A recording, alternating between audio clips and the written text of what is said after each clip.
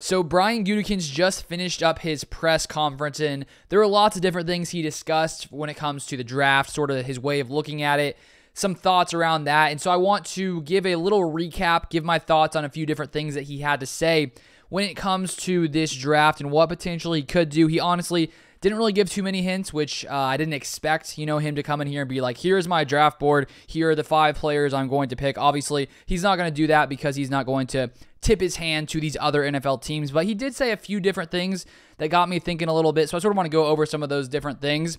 But if you guys are new here, you haven't subscribed, I put up Packers content daily.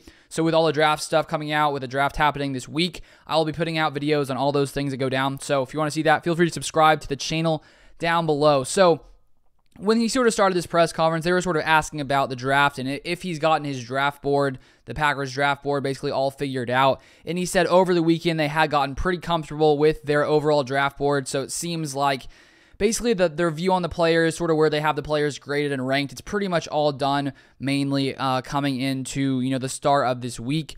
And he also said that this week leading up to the draft, they have been sort of seeing what ability they have when it comes to potentially moving up or moving down in the draft.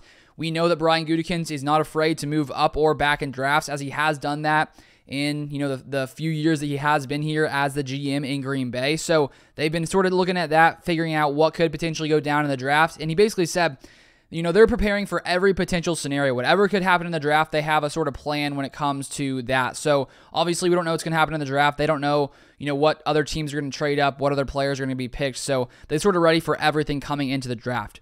And so I think one of the big things obviously has been the discussion about wide receiver. I made a video earlier today sort of talking about the chance that the Packers obviously could come in here and not even draft a wide receiver in the first round. We've seen their history in the past 20 years, they haven't drafted a first-round wide receiver since 2002. And it does seem like this would be the year they do that. They have 2 first-round picks. They need wide receiver.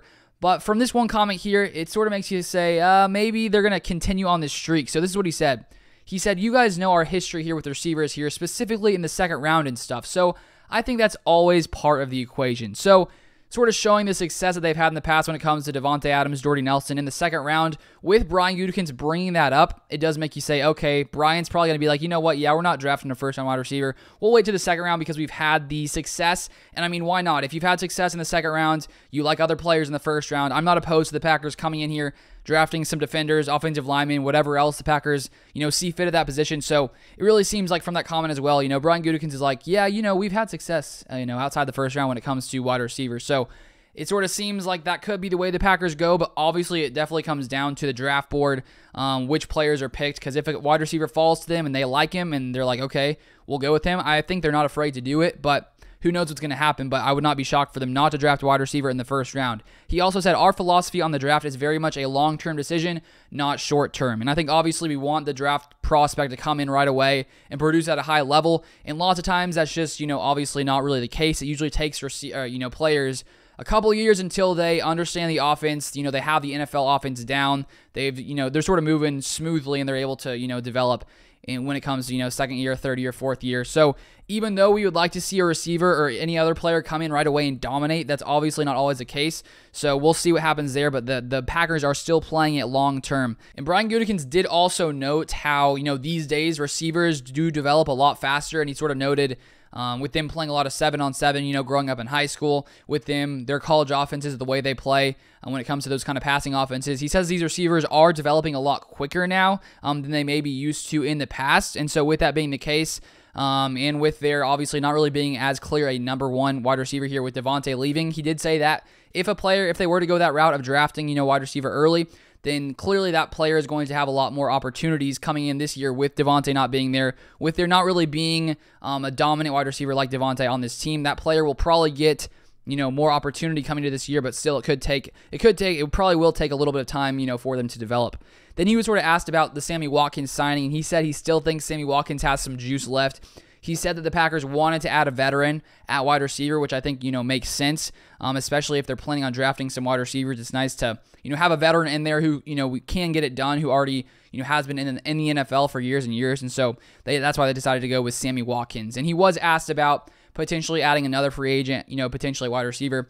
And he did say that they're going to wait till the draft is over and then sort of, look around at every position and see where they could potentially add someone else when it comes to, you know, potential free agent signings. So that was sort of the gist of his press conference. I'll try to link it down below if you guys want to check out the entire thing whenever that is live somewhere. I'll link that down below. But we'll see what the Packers decide to do. I wouldn't be shocked, especially now with him noting, you know, like, hey, we've had success in the second round when it comes to drafting wide receivers. With him adding that, I'd be like, okay, unless a guy really falls to them at 22 who they really like, there's a part of me that's thinking, okay, we're just going to pass on wide receiver in the first round. But who knows? Maybe it's a little trick, you know, to get other teams to, you know, think the Packers aren't going to pick a wide receiver. Then he'll come in and, you know, decide to do it as well. But who knows? Who knows what Brian Gutekunst is thinking? Who knows what they're going to decide on draft day when it comes to wide receiver?